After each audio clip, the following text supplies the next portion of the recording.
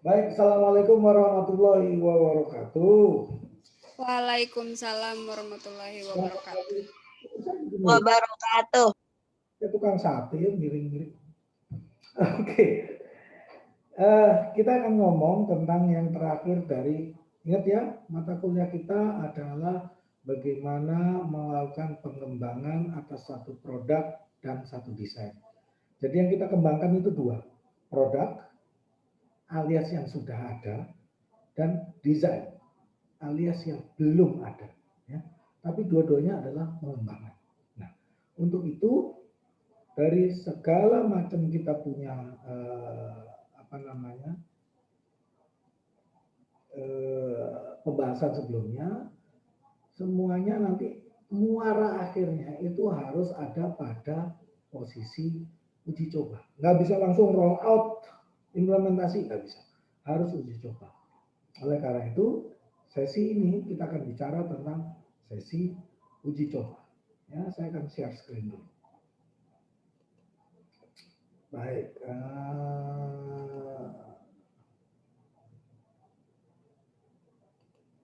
Ya. Seperti biasa, kalau sales itu kan salah satu caranya jualan itu kan di setiap kesempatan kalau bisa itu nyisip-nyisipin produknya dia. Nah, ini saya juga jadi sales nih. Anda lihat salah satu yang saya bisa banggakan, saya juga punya status sebagai sarjana hukum advokat. Seorang advokat harus sarjana hukum. Tapi seorang sarjana hukum belum tentu advokat. Advokat itu pengacara, ahli hukum. Ya, ya selain segala macam itu, saya juga punya certified legal auditor. Wah, jadi kalau Anda mau melakukan audit hukum, saya bisa lakukan. Saya juga punya CRMO, Certified Risk Management Officer. Nanti saya dalam proses untuk Certified Governance Risk and Compliance Professional. Belum keluar, jadi belum bisa ditulis. Oke, apa maksud saya ngomong begini? Anda juga punya kesempatan untuk melakukan sertifikasi. Cari tahu. Ingat ya, sambil jalan. Zaman sekarang, kuliah itu ternyata yang banyak terjadi itu bukan nambah ilmu, tapi menunda masa pengangguran. Sorry, kasar, tapi itu yang terjadi. Maaf banget. Saya jadi recruiter itu lebih dari 12 tahun sebagai recruiter ya, sebelumnya masih nggak serius di recruiter. 12 atau 15 tahun. Begitu kita mau ngerekrut, kita mintanya itu upamanya jadi staf keuangan, kita mintanya itu SMK, itu yang daftar itu bisa sampai S1. Begitu S1, yang terjadi apa? Gajinya itu disamai dengan SMK. Kok bisa begitu? Sederhana. Di dalam Undang-Undang Tenaga Kerja, sekarang Ciptaker, itu tidak disebutkan bahwa ada gaji minimum untuk SD, SMP, SMA, SMK, D3, S1, S2, S3, sampai S20, Samsung. Tidak. Yang ada cuma minimum gaji. Nah, pada titik tersebut, kenapa yang S1 tadi bisa dikasih harga yang murah? Sederhana. Karena kemampuannya dia untuk menyelesaikan masalah pekerjaan seketika itu rendah.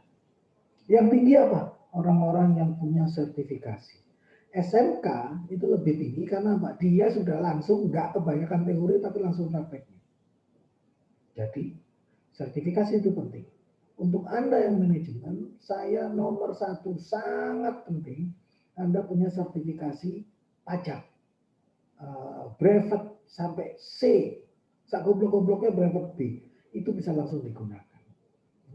Bisa juga sertifikasi Office atau sertifikasi yang lebih dahsyat lagi Microsoft Excel database. Itu penting. Anda punya sertifikasi yang lainnya akan lebih baik. Ya. Apa aja silahkan cari. Ada banyak.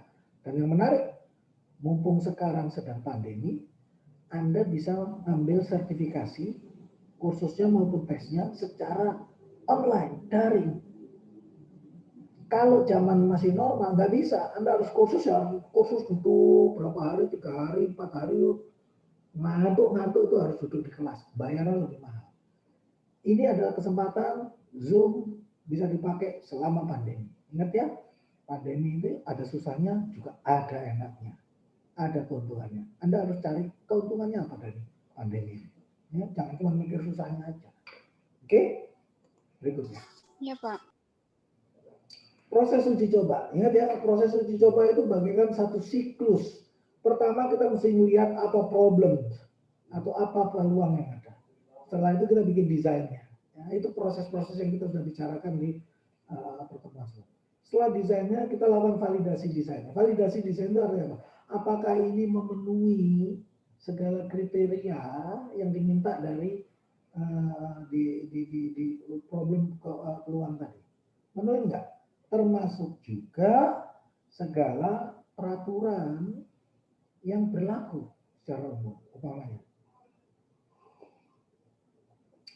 desain Anda menggunakan kulit buaya. Nah, itu Anda juga harus validasi. Kulit buayanya ini buaya yang mana? Apakah buaya yang diternakan atau buaya yang bebas? Yang ditangkap bebas. Buaya ditangkap bebas itu bukan yang banyak di kampus itu loh. Yang kalau melihat cewek itu oleh ketat, ketidaksiasi itu buaya darat, laut, udara, kepolisian. Enggak.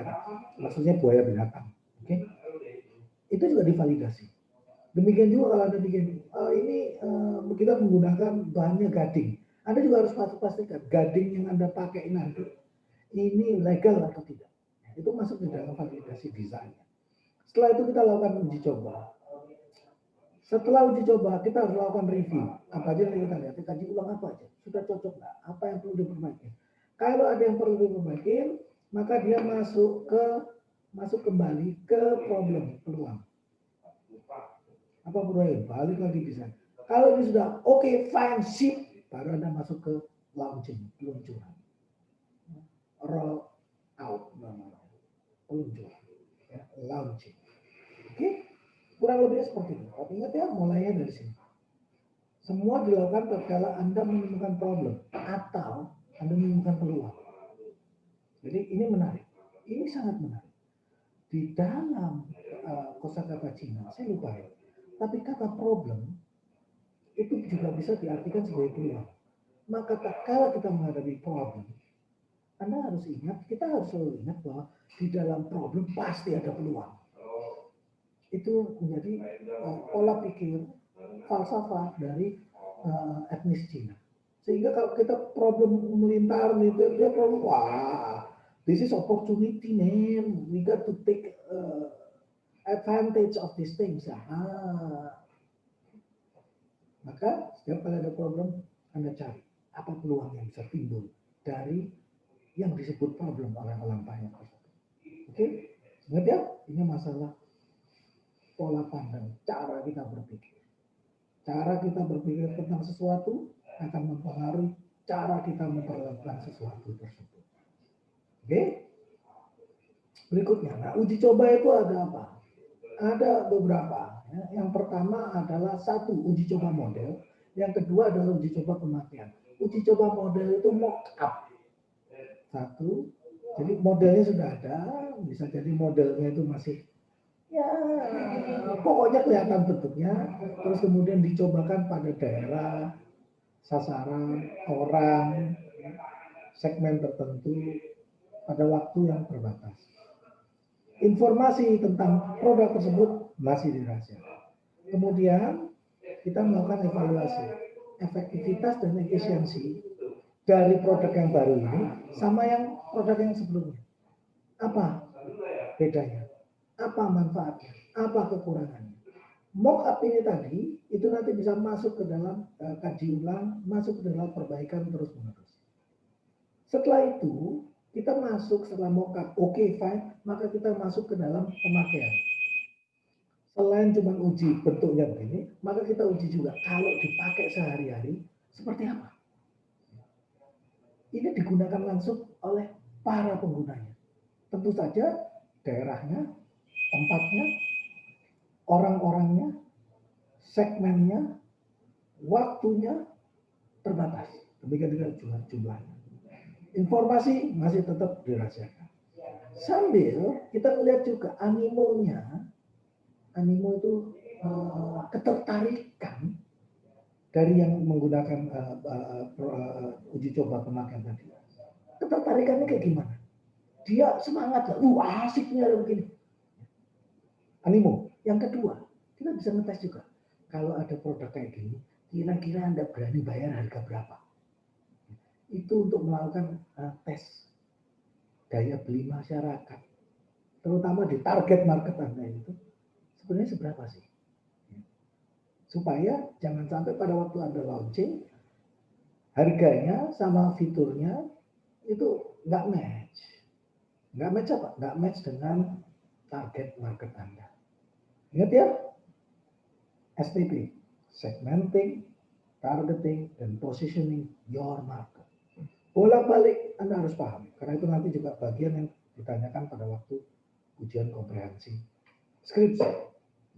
Itu jenis uji coba ini, mock up, masih bentuk dasarnya aja, dan sudah dalam bentuk bisa dipakai. Tapi belum diproduksi luas, bisa dipakai. Nah, kita lihat pemakaiannya kayak gini.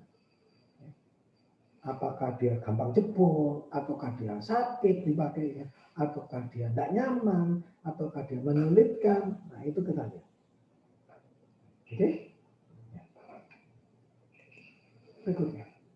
Nah, di dalam uji coba, yang paling ruwet itu nanti adalah gimana kita mendokumentasikan, bagaimana kita mengambil manfaat dari uji coba tersebut. Uji coba itu sebenarnya intinya adalah ngumpulin data. Nah, ngumpulin data bagaimana? Ini sangat menarik. Kenapa? Anda kalau lulus dari Setie Giji, ilmu utama Anda adalah Anda bisa melakukan analisa data. Jadi saya paling senang kalau ada mahasiswa yang skripsinya paling senang pengaruh X terhadap Y. Contoh, pengaruh harga, lokasi, dan pelayanan terhadap loyalitas. X-nya itu adalah harga, lokasi, pelayanan. Y-nya adalah loyalitas. Kenapa? Anda nanti akan dipaksa untuk melakukan analisa statistik. Anda akan dipaksa untuk tahu caranya, langkah-langkahnya. Apa gunanya? Sederhana. Kalau nanti Anda kerja, terus kemudian bos Anda bilang, ini kalau umpamanya harganya saya naikin, orang-orang pada lari nggak ya? Kira-kira gimana ya? Anda bisa bilang, boleh nggak kasih waktu? Saya akan melakukan uji statistiknya. Apa? Pengaruh sensitivitas harga terhadap loyalitas atau keputusan pembelian. Gimana? Nanti ada cara-caranya. Dengan demikian, nanti Anda bisa bilang sama pimpinan Anda, Pak, Anda naikin sampai 10% nggak masalah. Loh, dari mana lo tahu? Ini hasil risetnya. Nah, nanti kita akan diskusi tentang bagaimana riset tersebut dibuat, apakah sampelnya benar, apakah populasi yang itu benar, metodenya benar, cara pengambilan keputusan, kesimpulannya. Oke, tapi yang terjadi apa? Begitu Anda bilang, naikin aja Pak, dasarnya apa? Anda punya dasar. Apa? Data dari survei, dari metode ilmiah. Balik lagi, pengumpulan data itu ada 3. Satu, observasi. Observasi itu meliputi kegiatan, bukan kegiatan ya. Kegiatan memasuk perhatian suatu objek. Ingat ya, panca indera, yang melihat, yang mendengar, kadang-kadang pakai bau segala macam, kadang-kadang dirasa. Penglihatan, penciuman, pendengaran, peraba dan pengecat. Contoh kalau masalah masakan, setelah dibauin, harumnya ini, rasanya gimana? Contoh tentang produk baju, apa salah satunya? Di raba, ya halus, tebel, melar. Itu adalah disebut pengamatan langsung, ya, observasi adalah pengamatan langsung. Yang kedua apa? Wawancara. Mau ngomong satu-satu. Ya. Wawancara. Langsung pada sumbernya. Yang ketiga adalah studi literatur. Studi literatur selama ini kita anggap ada cuma melihat buku. Enggak. Studi literatur memang tradisional kita melihat buku saja. Tapi ada lagi. Kita melihat dokumen-dokumen yang terkait. Kita melihat catatan-catatan yang kemarin. Kita lihat foto-fotonya. Kita melihat apa yang terjadi di tempat lain. Nah ini apakah satu-satunya? Enggak. Studi literatur ini hanyalah pelengkap dari observasi dan wawancara. Oke? Sekarang bagaimana dengan wawancara? Wawancara itu ada beberapa cara. Ada 3. Yang satu adalah wawancara terstruktur. Apa itu? Terpimpin, terkoordinasi, terarahkan. Ya, kalau kita peneliti sudah tahu informasi apa yang akan diperoleh, nah, kemudian daftar pertanyaannya itu dibuat ke arah tujuan yang akan dicapai. Jadi daftar pertanyaannya itu enggak bebas. Daftar pertanyaan itu mengarah ke tujuan yang dicapai. Contohnya nanti Anda bisa lihat, pergilah ke perpustakaan, buka skripsinya kakak kelas Anda sudah lulus, cari yang di belakang kuesionernya seperti apa.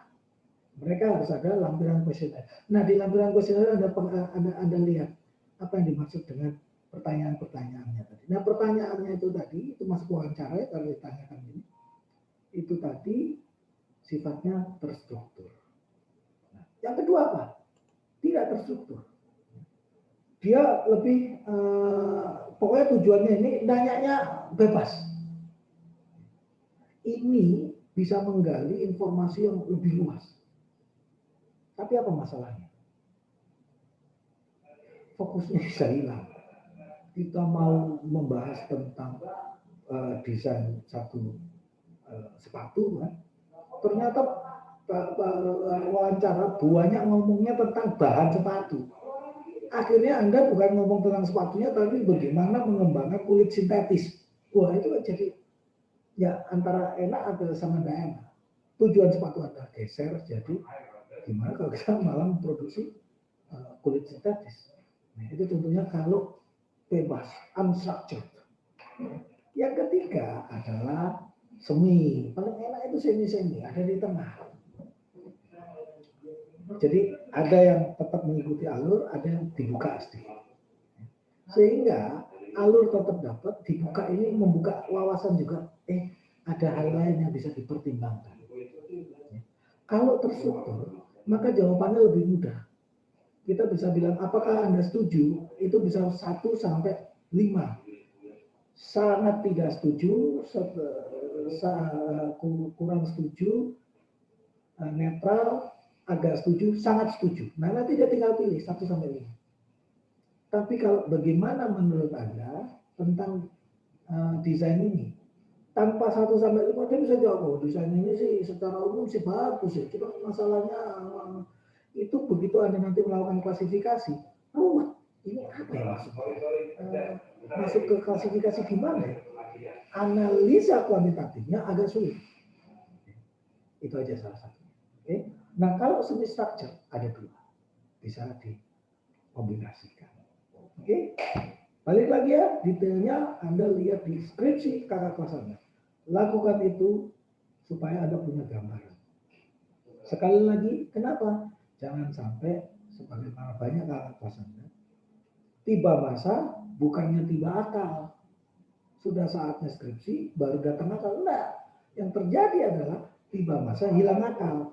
Apa ya judulnya? Aduh, wah kacau. Habis itu judulnya nyontek temennya asal-asalan, disetujuin. Begitu nulis, enggak bisa.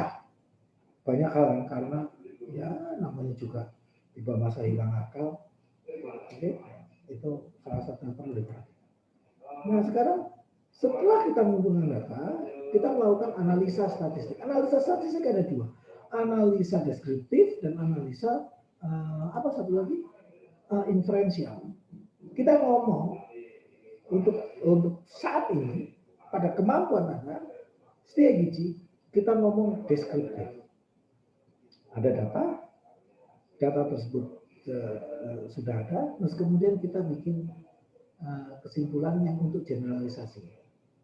Apa contohnya?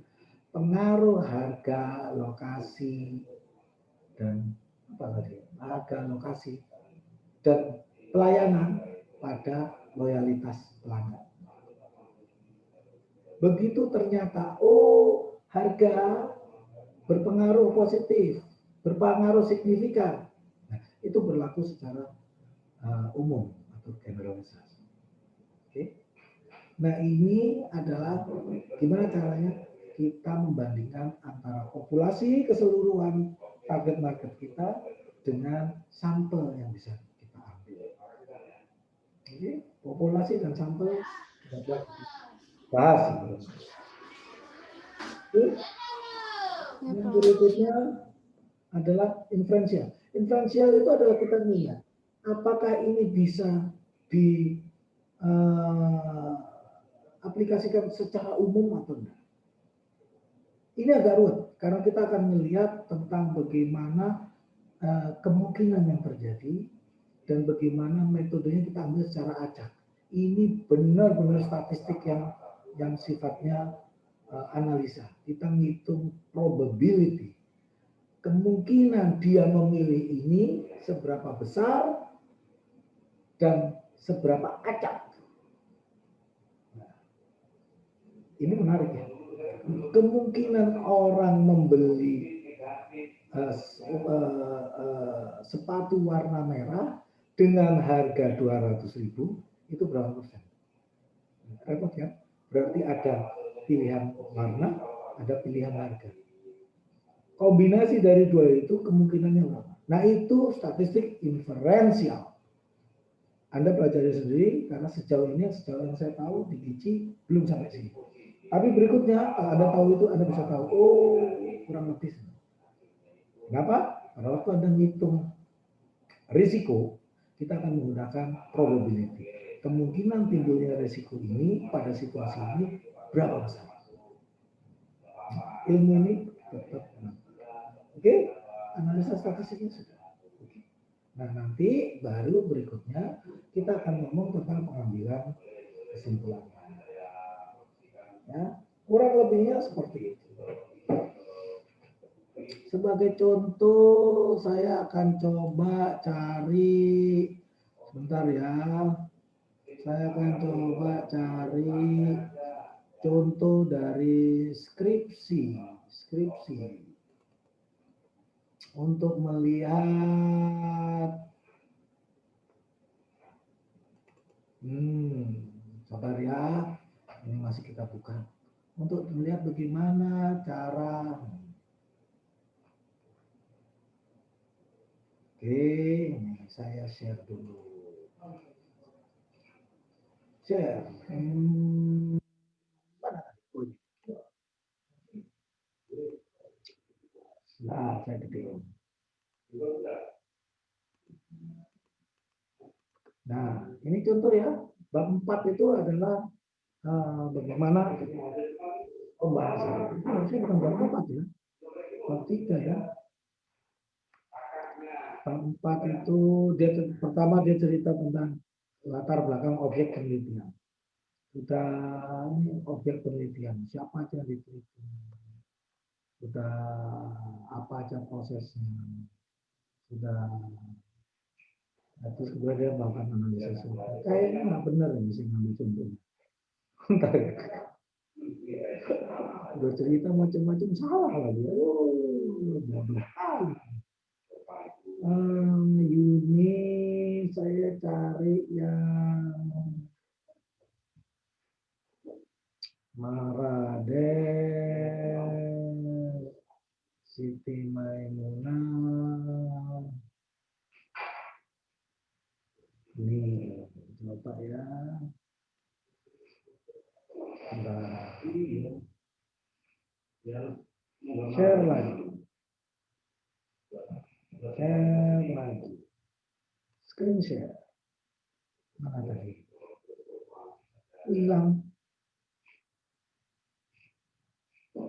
Nah, ini dia. Ya, ini contohnya ya. Lihat nih. Pengaruh dimensi kerja terhadap ini adalah pengaruh X terhadap Y. Ya.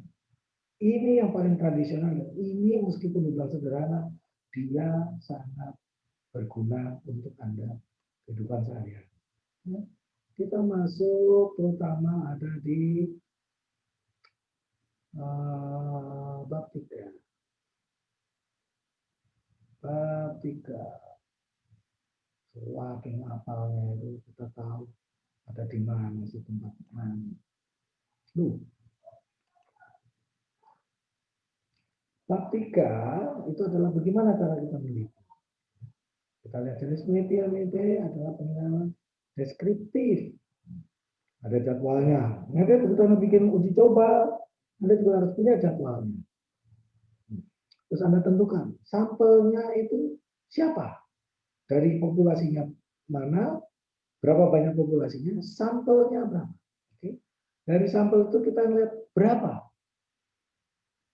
jumlahnya berapa. Ini terlihat ada 56 orang. Nah, dari 56 orang itu kita lihat data apa yang kita perlukan. Nah, ini adalah data-data yang diperlukan. Oke. Nah, terus nanti teknik pengumpulan datanya seperti apa. Hasilnya angket segala macam. Oke, nanti kita lihat analisanya. Nah, kemudian yang menarik, oh ya, definisi ini nanti ada di sini. Oke. Analisa-analisanya di situ, misalnya kita akan lihat hasil. Hasilnya, nah,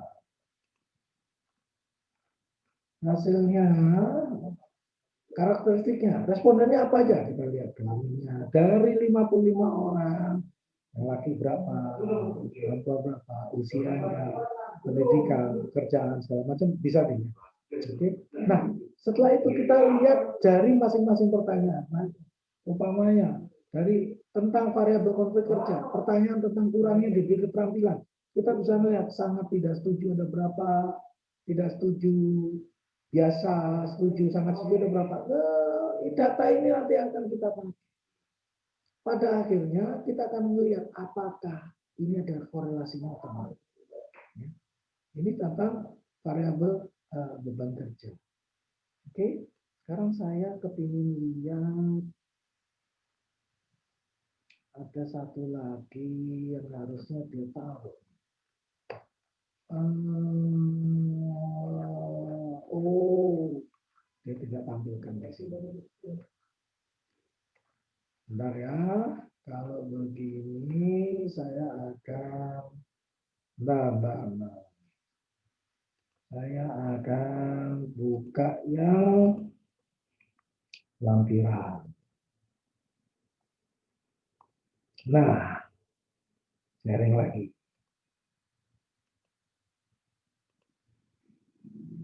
Lampiran. Nah, ini contoh dari kuesioner untuk wawancara. Ya. Kita nyebutin. Nah, ini yang pertama identitas ini untuk kita melihat karakteristik. Terus pertanyaannya dijelasin. Apa yang disebut sangat tidak setuju? Bobotnya berapa? Setuju, bobotnya berapa? Ini keterangannya harus jelas. Nah, maka nanti kita lihat. Umpamanya, tadi kita lihat ya variabel konflik kerja. Apa aja? Variabel konflik kerja itu ternyata ada 3. Ini indikatornya. Sumber daya, perbedaan status, perbedaan tujuan, perbedaan persepsi, perbedaan nilai. Nah, setelah lihat indikator tadi, ada beberapa pertanyaan. Nah, ini yang kita tanyakan. Jadi menurut Anda, di tempat Anda, pegawai itu kurang yang punya ahli dan keterampilan. Kekurangannya itu disebabkan karena kurangnya dikasih kursus. Setuju nggak? Nanti diisi. Hasil dari semua itu tadi nanti yang kita akan melakukan analisa. Ya, kurang lebihnya seperti itu. Oke. Kalau Anda butuh, saya bisa kasih contoh-contohnya. Tapi contohnya mintanya pakai email aja ya. Kalau dipublish, saya mesti minta izin dulu sama yang punya skripsi tadi. Kurang lebihnya seperti itu. Ada pertanyaan? Jangan lupa ngopi. Oke. Tidak, Pak. Oke. Kalau tidak ada, maka kita akhirin saja. Ingat ya, pertemuan minggu depan bisa tanggal 29, bisa di Januari. Nanti kita akan kabarin. Ingat, cek aja terus yang ada di e-learning. Kita akan membahas Pak, dari pertemuan itu.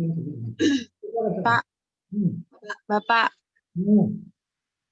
yang tugas kemarin, Pak, Apa? saya mau minta jawabannya, boleh nggak, Pak? Soalnya kemarin saya ngerjain itu juga nggak selesai. Nggak ngerti, Pak. Kayak datanya kurang-kurang. Ya, ingetin ya, kalau itu email saya ya. Iya, Pak. Ya, email saya ya. Nanti Iya, kalau Pak. sempat, tak kasih jawabannya.